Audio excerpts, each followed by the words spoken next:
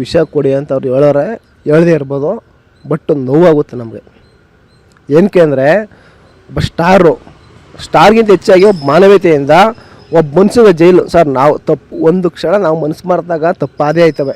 ಯಾರೇನು ಇದೆಲ್ಲ ಎಂಥವ್ರು ಹಿಂದೆ ರಾಜಕಾರಣಿಗಳಿಂದ ಹಿಡಿದೋ ಎಂಥ ಸ್ವಾತಂತ್ರ್ಯಕ್ಕೆ ಹೋರಾಟ ಮಾಡಿರೋರ್ತಿಂದಲೂ ತಪ್ಪು ಮಾಡಿದ್ದಾರೆ.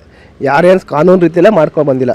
ಬಟ್ ಆದರೆ ಡಿ ಬಾಸ್ ಅವರು ಹೆಂಗೆ ಕೇಳಿದ್ದಾರೆ, ಒಂದು ದಿಂಬು ಕೊಡಿ, ಒಂದು ಚಾಪೆ ಕೊಡಿ, ಒಂದು ಬೆಡ್ಶೀಟ್ ಕೊಡಿ ಅಂತ ಕೇಳ್ಕೊಂಡಿದ್ದಾರೆ, ಒಂದು ದಿಂಬ್ಕನ್ ಕೊಡಿ ಅಂತ ಅಷ್ಟೇ. ಅದು ಬಿಟ್ಟು ಬೇರೆ ಏನಾರು ಕೇಳ್ಕೊಂಡಿದ್ದಾರಾ? ಅವ್ರು ನನಗೆ ಐಷಾರಾಮಿ ಬಿರಿಯಾನಿ ಬೇಕೋ, ಯಾವ್ದಾರ ದೊಡ್ಡ ಹೋಟ್ಲು ಬಿರಿಯಾನಿ ಬೇಕೋ, ಇನ್ನೊಂದು ಬೇಕಂತ ಕೇಳ್ಕೊಂಡಿದ್ದಾರಾ? ಏನಿಲ್ಲ, ಮಲ್ಕೊಳ್ಳೋಕೆ ಒಂದು ಒಳ್ಳೆ ಬೆಡ್ಶೀಟ್ ಕೊಡಿ. ಈಚೆ ಕಡೆ ನನಗೆಲ್ಲ ಬಿಸಿಲೇ ನೋಡಿಲ್ಲ, ಒಂದು 25 ಡೇಸ್ ಆಯ್ತು ನಾನು. ಈಚೆ ಕಡೆ ನನಗೆ ವಾಕ್ ಮಾಡೋಕೆ ಫ್ರೀಡಮ್ ಕೊಡಿ. ಜೈಲೊಳಗಡೆ ನಿಮ್ಮ ಕಾನೂನು ರೀತಿಯಾಗಿ ಏನು ಬೇಕೋ, ನಾನು ವಿಚಾರಣೆ ಬೇಕೋ ಮಾಡ್ಕೊಳ್ಳಿ ಅಂತ ಅವ್ರು ಓಪನಾಗಿ ಹೇಳ್ಕೊಂಡಿದ್ದಾರೆ ತಾನೆ. ಅವ್ರು ವಿಚಾರಣೆ ಮಾಡೋಕ್ಕೆ ನಮಗೆ ಪರ್ಮಿಷನ್ ಕೊಡಬೇಕು.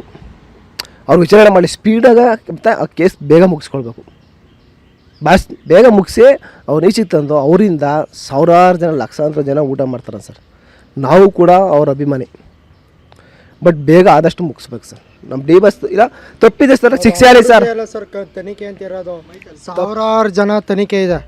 ಹಂಗಾದ್ರೆ ಇವ್ರದ್ದು ಒಬ್ರದೇನೆ ಇರೋದು, ಡಿ ಬಾಸ್ ಒಬ್ಬರೇ ತಪ್ಪು ಮಾಡಿರೋದು ಕರ್ನಾಟಕದಲ್ಲಿ. ಇನ್ಯಾರು ತಪ್ಪೇ ಮಾಡಿಲ್ವಾ? ಸೌಜನ್ಯ ಕೇಸ್ ಏನಾಯಿತು? ದಿನನಿತ್ಯ ಸಾವಿರಾರು ಲೈಂಗಿಕ ದೌರ್ಜನ್ಯ ನಡೀತೈತೆ, ಅವೆಲ್ಲ ಎತ್ತಿ ಹಿಡಿಬೇಕು. ಈಗ ಮೊನ್ನೆ ಮದ್ದೂರಲ್ಲಿ ಇನ್ಸಿಡೆಂಟ್ ನಡೀತು ಗಣಪತಿ ಕೇಸಲ್ಲಿ, ಹಿಂದೂ ಮುಸ್ಲಿಮ್ಸ್ಗೆ ಅಂತ. ಎಲ್ಲ ಹಿಂದೂ ಮುಸ್ಲಿಮ್ಸ್ ಅನ್ನೋರು ನಮ್ಮ ಅಣ್ಣ ತಮ್ಮದಿರ್ತಾರನೇ ಎಲ್ಲ ಇರೋದು. ಈಗ ನಾವು ಆಟೋ ಡ್ರೈವರು ಹಿಂದೂ ಮುಸ್ಲಿಮ್ಸ್ ಅನ್ಕ ಕರ್ಕೊಂಡು ಹೋಗ್ತೀವಾ? ಎಲ್ಲ ಜಾತಿದವ್ರನ್ನೂ ಕರ್ಕೊಂಡು ಹೋಗ್ತೀವಿ. ಅದೇ ಥರ ಎಲ್ಲರೂ ಒಗ್ಗಟ್ಟಾಗಿ ಮಾಡಬೇಕು ಅಷ್ಟೇ. ಈ ರಾಜಕಾರಣಿಗಳಿಂದನೇ ಎಲ್ಲ ಕುತಂತ್ರಗಳು ಅವ್ರವ್ರ ಬೆಳೆ ಬೇಯಿಸ್ಕೊಳ್ಳೋಕ್ಕೋಸ್ಕರ ನಡೀತಾ ಇದೆ. ನಮ್ಮ ವಿಜಯವಾಹಿನಿ ನ್ಯೂಸ್ ಚಾನೆಲ್ನಲ್ಲಿ ಪ್ರಮೋಷನ್, ಜಾಹೀರಾತು, ಅಡ್ವರ್ಟೈಸ್ಮೆಂಟ್ ನೀಡಲು ಸಂಪರ್ಕಿಸಿ 9535808456.